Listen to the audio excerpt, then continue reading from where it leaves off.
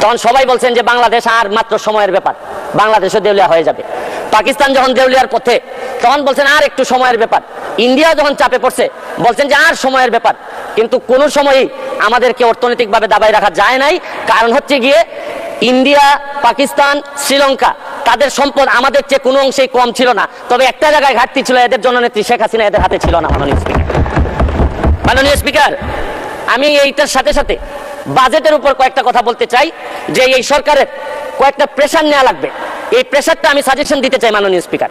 মাননীয় স্পিকার, দেখেন এই বাজেটে ঋণ দিয়ে উন্নয়ন ব্যয় মেটানো হবে। 2.5 লক্ষ কোটি টাকার লোন নেওয়া হবে, 1.5 লক্ষ প্রায় নেওয়া হবে হচ্ছে গিয়ে ব্যাংক থেকে। আমি মাননীয় প্রধানমন্ত্রী থাকলে বলতাম যে এমপি হওয়ার পর একটা গাড়ি কিনছি 1 কোটি টাকা দিয়ে, 50 লক্ষ টাকা লোন নিছি সাউথ ইস্ট ব্যাংক থেকে। এই লোন আর লোনের যে ইন্টারেস্ট, এটার কারণে রাতে ঘুম আসে না। মাননীয় প্রধানমন্ত্রী যে কিভাবে ঘুমাবেন এটা একমাত্র উনি জানেন। প্রায় 2.5 লক্ষ কোটি টাকার ঋণ ওনার মাথার উপরে থাকবে সব সময়। আমি আরেকটা জিনিস বলতে চাই মাননীয় স্পিকার, আমাদের বড় চাপ ফরেন রিজার্ভ কমে যাওয়াটা একটা বড় চ্যালেঞ্জ।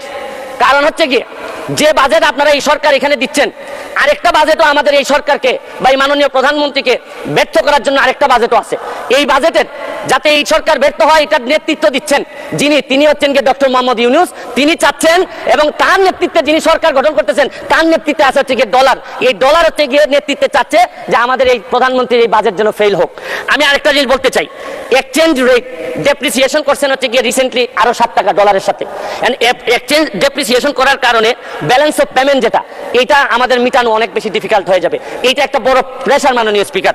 মাননীয় স্পিকার, মুদ্রাস্ফীতি আপনি জানেন যে টাকার দাম কমে যাচ্ছে, কমে গিয়ে 9.5% হয়েছে এই গত 20 মাস ধরে।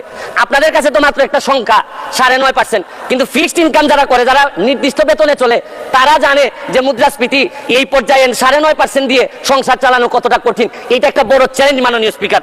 আপনি দেখেন টাকা পাচার এই সরকারের বড় একটা সমস্যা। টাকা পাচার ঠেকানো যাচ্ছে না। আপনি দুর্নীতি করলে তো অর্থনীতিতে নিয়ে আসা যায়, টাকা পাচার হয়ে গেলে যে দেশে যায় এই দেশের অর্থনীতির বাজেট হয়ে যায়। আরে আমরা বঙ্গবন্ধুর খুনি রেখে আনতে পারি না, আর টাকা পাচার করে এই টাকা ফেরত আনবো কিভাবে? এইটা একটা বড় সমস্যা। টাকা পাচার করে আমাদের বাজেট সংকুচিত হয়ে যাচ্ছে মাননীয় স্পিকার। মাননীয় স্পিকার, আরেকটা জিনিস, এই সরকারে রাসেল ভাইপার সাপ চলে আসছে মাননীয় স্পিকার। এই সাপ আসার কারণে সরকারে যখন সাপ আসে প্রকৃতিতে বেজি থাকে, এই বেজি করে কি সাপরে নিয়ন্ত্রণ করে। কিন্তু এই সরকারে দেখা যাচ্ছে বিভিন্ন জায়গায় রাসেল ভাইপার আছে কিন্তু বেজি ওই পরিমাণ নাই যে এই সাপরে ধরবে মাননীয় স্পিকার।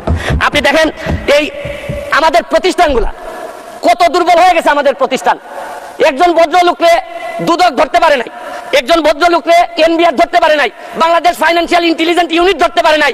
আর এনবিআর এর মতিউর রহমানকে ধরলে একটা ছাগল ছাড়াই এই লোককে তো আপনি আনতেই পারতেন না। ছাগলের কাণ্ড হওয়ার কারণে বেনজির কাণ্ড, মাননীয় সাবেক আইজিপি উনি এত বড় হয়ে গেলেন, মন্ত্রণালয় জানলো না, মাননীয় স্বরাষ্ট্রমন্ত্রী জানলেন না। এই বাচ্চাটা এত বড় হয়ে গেল, আর কিছুদিন সুযোগ পাইলে পুরো গোপালগঞ্জ কিনে ফেলতেন এই বেনজির সাহেব। তারপরে এইটার দায় এই মন্ত্রণালয় এড়াইতে পারে না মাননীয় স্পিকার। এখন আপনারা কালো টাকা সাদা করবেন, আমার কোনো অসুবিধা নাই। যদি মনে করেন টাকা রয়ে গেছে, কিছু টাকা জমানো বা বিভিন্ন অলস টাকা রয়ে গেছে, এইটারে সাদা করবেন, কোনো অসুবিধা নাই। কিন্তু এই সাদা করার মধ্য দিয়া বেনজির আর মতিউরের টাকাও যদি সাদা হয়ে যায়, আর এদের ভবিষ্যৎ প্রজন্ম উত্তরাধিকার, আদর্শের উত্তরাধিকার যারা, তাদের টাকাও যদি সাদা হয়, তাহলে এই আমি বলতে চাই যে আমি যত বরাদ্দ এই পর্যন্ত পাইছি, আমি হচ্ছে কি এমপি হিসাবে ট্রাস্টি। এই টাকা জনগণের জানার অধিকার আছে। আমি ফেসবুকে দিয়েছি, হয়তো প্রকল্পের জায়গায় টাকা বলছি, কিন্তু টাকার মধ্যে কোনো ব্যবধান ছিল না। কারণ নতুন জেনারেশন আপনি যা বরাদ্দ পাবেন তা জানতে চায়, এবং আমি বিশ্বাস করি বঙ্গবন্ধুর আদর্শের সৈনিক হিসাবে আমি এই ট্রান্সপারেন্সি আমার মধ্যে এটা থাকতে হবে। এবং আমি এই কথা বলি, আমি আমার এলাকার